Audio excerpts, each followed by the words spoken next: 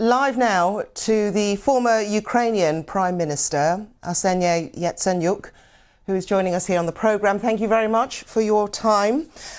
First off, I'd like to know what your initial thoughts were when you heard this news. Well, you know, this is another part of the Russian military tactics and strategy against Ukraine. This comprises everything, including humanitarian disasters and catastrophe and the man-made disasters that Russia inflicted on Ukraine.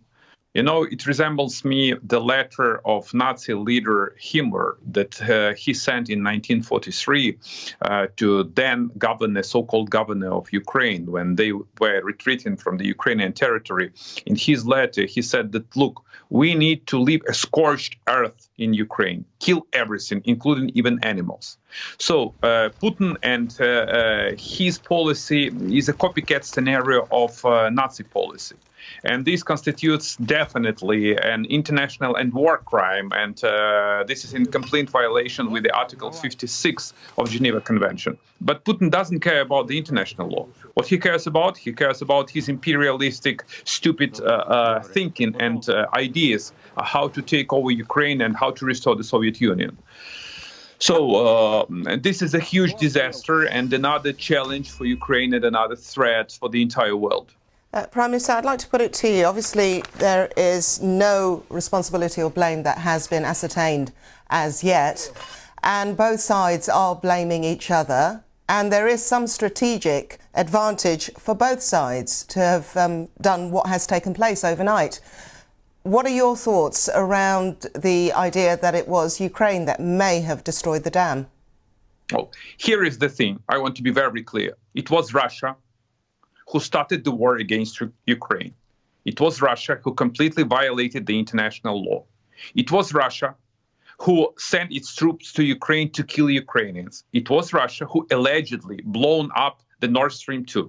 It is Russia that seized one of the biggest, actually, nuclear power plant in Ukraine. And I strongly believe it is Russia who actually exploded this dam, one of the biggest hydropower plant in Europe. From the military standpoint, it's crystal clear that this gives Russia an additional, I would say, defense water trench, a kind of water line that would impede Ukrainian counteroffensive. And that's what all military experts are very vocal about. Prime Minister, this is the second largest.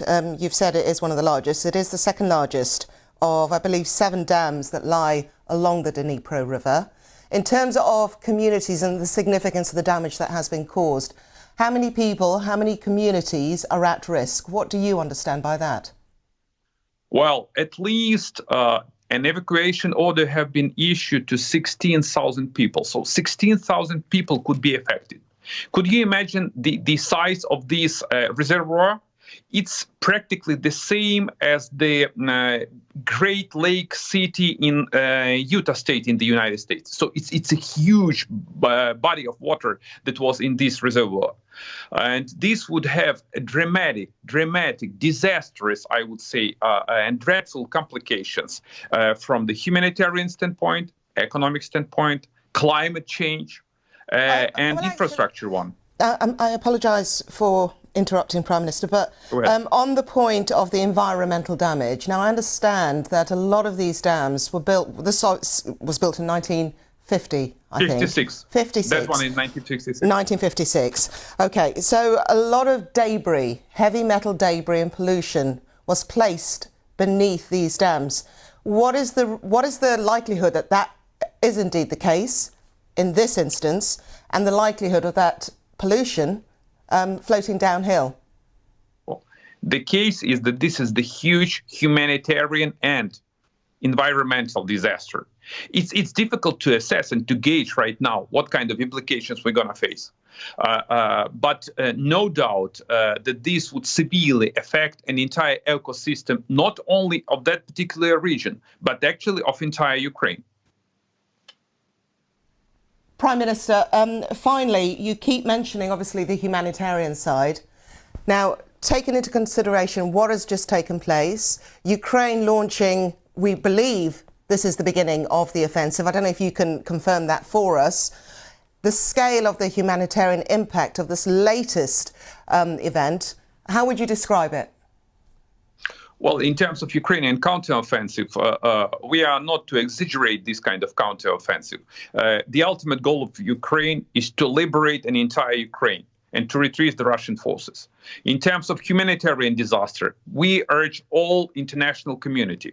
And I want to be very clear about China and Brazil in this particular case, because I want them to take sides after Russians actually committed this another war crime. Not just to make a kind of new lip service, but to condemn and to press on Russia. And the third issue that we urge an international community to set up a separate tribunal in order to bring to justice those responsible for these kind of war crimes and to compensate the victims of these kind of war crimes, those who suffer this humanitarian disaster right now. Yatsenyuk, former Prime Minister of Ukraine, thank you very much for your time today. Thank you.